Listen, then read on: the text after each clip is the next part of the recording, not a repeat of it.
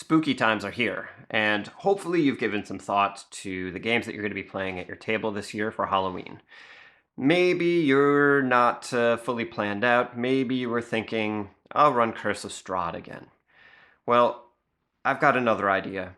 So if you're looking for some inspiration for your Halloween game, I've got something that might help.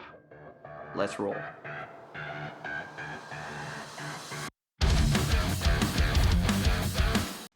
Hey, little pumpkins, it's Brian at Jacoby, and today we're going to talk about a book that I have found very helpful in planning some of my Halloween campaigns.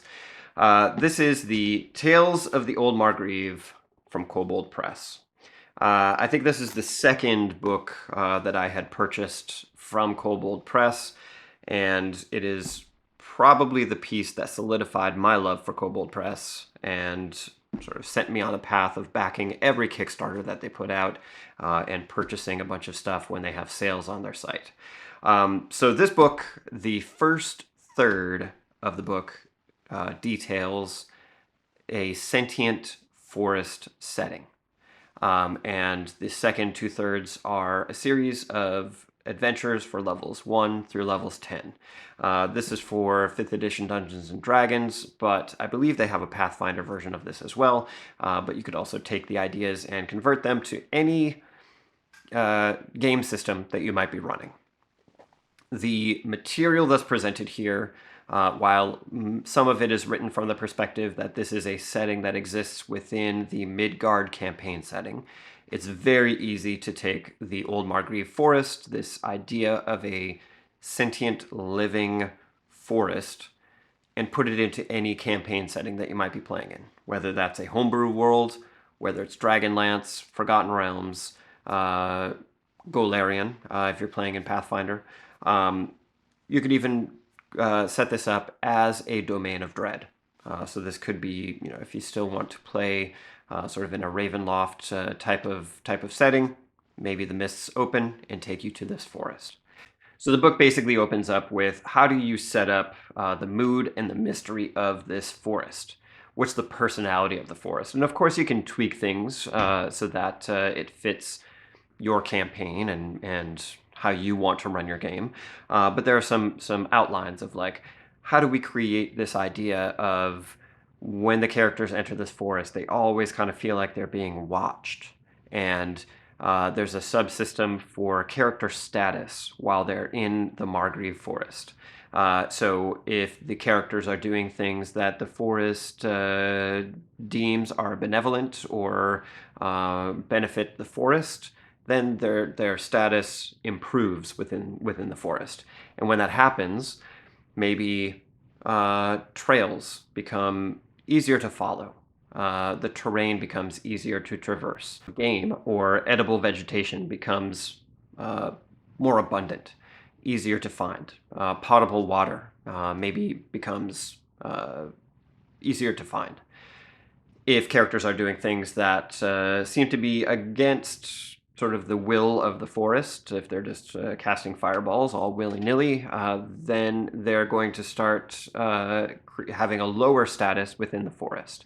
When that happens, now as they're walking down the path, it feels like they're constantly tripping over roots, or the trail is being overgrown, the path to their destination is overgrown with thick brush and sort of thorny vegetation or something like that.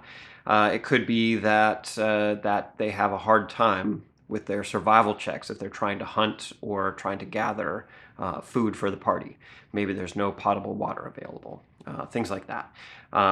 So there are ways to sort of be on the good side of the forest, and there are ways to be on the bad side of the forest. And there are little tables and charts that list out sort of what are some activities that the forest sees as beneficial or not beneficial, and then some ideas about what the benefits or the hindrances might be based on what your character's status is within the forest. The book goes on to detail the idea that the Margreve is not just a setting. It's not just a forest. It's actually it's a creature that you're interacting with. It has a personality. It has a life. It has perception. It's watching. It's looking at what the characters are doing while they're in this forest. It has some memory. So characters who spill blood within the Margreve, um, it remembers them. It knows sort of their genetic code, and it stores that and comes back to it later. So if your character comes from a family of loggers who did not treat the forest with respect, uh, if the Margreve is able to associate that character with those previous uh, inhabitants or visitors to the forest, maybe it's going to treat the character a little bit differently based on whatever those historical relatives, ancestors may have done within the forest. It talks about how the forest has movement. It changes the terrain, and that can either be beneficial or it could be a hindrance, or it could be completely neutral. Um, it talks about the powers of the Margreve.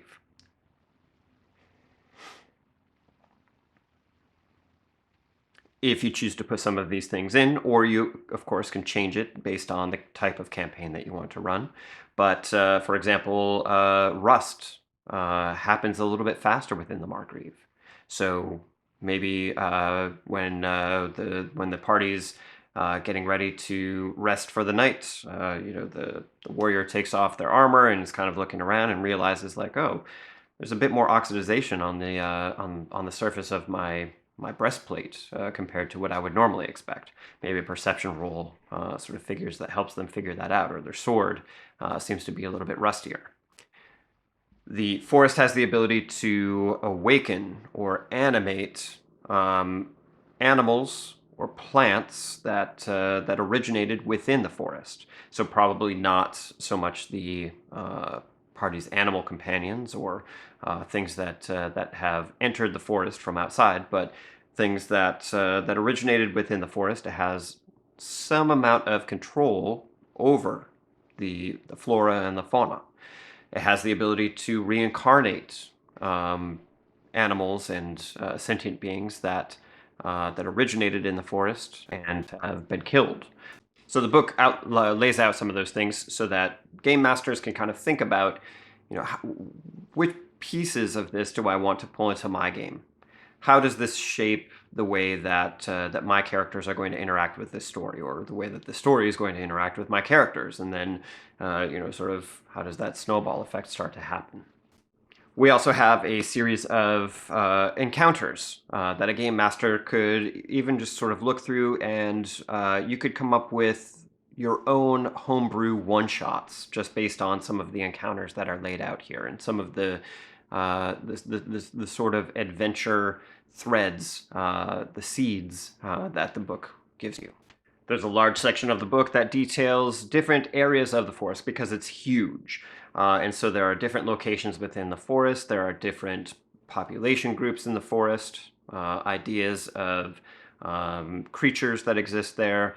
What are the history of some of these different populations and how do they interact with each other? So there's a whole lot of again, seeds that a game master could pick up on and sort of figure out, is there going to be some conflict between some different villages, between a village and the Fae, and maybe the characters are going to sort of end up at odds with one or both of those groups as they're moving through this forest. Perhaps there's a MacGuffin quest where characters, the party has to go and find something, and it's located in a specific area of the Margreve, and so this has some outlines about sort of what's there, what could some of the dangers be, what could some of the conflict be, what are some points of interest that characters could interact with along the way. And the book also talks about how spells could potentially act differently than expected while characters are casting them within the Margreve Forest. So, of course, all of these things are up to game masters to kind of figure out how heavily they should play into the game. Maybe if the characters are sort of have favor within the forest, maybe maybe their spell casting happens closer to normal. But if they're seen as an unwelcome presence in the forest, maybe you can play that up a little bit more as the game master. Maybe characters start to find that the Margreve is intentionally warping some of their spell energy. So that could be sort of a fun way to create a little bit of difficulty for the party. Be careful though; you don't want to be too heavy-handed. So the last 2/3 of the book is a series of adventures from level 1 through level 10. And they're presented as sort of one-shots or side quests that shouldn't take too long to run. I've only run the first adventure that's listed here. I ran it specifically as a Halloween-style game because it has some elements that fit within my interpretation of kind of a Halloween creepy game. I have heard of other folks who have, with a little bit of work, strung these adventures together into a campaign from levels 1 through 10, all within the Margreve Forest. I haven't done that, but you could search around on forums and things like that and find some examples of people who have done that and their ideas of how they go from one adventure to the next and how you tie these things together so it seems like one cohesive story. All right, so the first adventure in this book that I have run a couple of times, it's an adventure called Hollow. And I love it because it has some creepy themes that are easy to fit within a Halloween game. This is for level 1 adventurers. It's written as at least in this book that I have, it's for 5th edition characters. I think there's a Pathfinder 1st edition of this material that's available, but it's easy. If you're a game master, you should be able to swap this over to Pathfinder 1st edition, an earlier edition of Dungeons and Dragons, or take these ideas, take this story, and shift it to whatever game system you might be running. Hopefully you have the ability to play around with mechanics well enough to make that work. But Hollow, as it's called, the adventure, it's about a 4-hour adventure probably, maybe 5, depending on how much additional role play you want to put in, how much exploration you want the players to involve themselves in. But basically, Hollow is all about characters come to this village that's a little bit creepy. I really tried to play up the idea as the characters were entering the Margreve Forest, the sense that they were being watched. Occasionally I would have them roll perception rolls, and maybe they saw some movement off to the side of the trail that they were following along on. And anytime they would try to investigate it, there was nothing clearly there. Sometimes I would have them, if they stepped off the path to go investigate, when they would turn around, it would be like things had shifted. They felt a little bit lost. They were able to find back their way back to the trail that they had originally started on. But I started to plant this notion that things are a little off here. Like things aren't exactly as they seem. As the player characters come into this town, there are little scarecrows that sort of circle the town, and that provides another idea for sort of creating a little bit of creep factor, a little bit of uncertainty. I played around with the notion that players thought that they saw some movement from one of these scarecrows before they got to town, and so they immediately went on the attack and destroyed this inanimate object, only to find when they got to the town that these are intended to scare away evil spirits. So it's sort of a little town custom that they create these scarecrows around the town to sort of help keep away evil spirits, mischievous fae, things like that. When they get into town, they find that animals have been acting a little bit weird. Later, I think it's the first night, the town is attacked by some wolves, which they usually don't have any troubles like this. And then it's either in the second or the third evening that the players are in town. This forest spirit, sort of like an exaggerated twig blight, is basically how I think of it. Comes to town at midnight, knocks on a door when the When the owners of the house answer the door, chops off the head, takes the head with them back into the forest. This happens night after night until the player characters hopefully intervene and figure out what's going on. So I don't want to give away too much of the adventure, but basically what it comes down to is this exaggerated twig blight, this forest spirit, the Hollow Man, is collecting heads and bringing them back to a haunted tree that, as it collects heads, it becomes more powerful. And the book sort of tells you about what happens if it gains enough power. And so you could easily, if the characters don't intervene, then eventually the killings stop because the tree has collected enough heads. And as a GM, you could extrapolate, okay, what happens now that this tree has become very powerful? This corrupted, almost like it sort of becomes a corrupted treant, is how I think of it. How does that now shape future adventures? I love playing around with the idea of what happens if my player characters don't succeed in a mission, or they leave some piece undone. Like, what are the long-term effects that come into play because of that?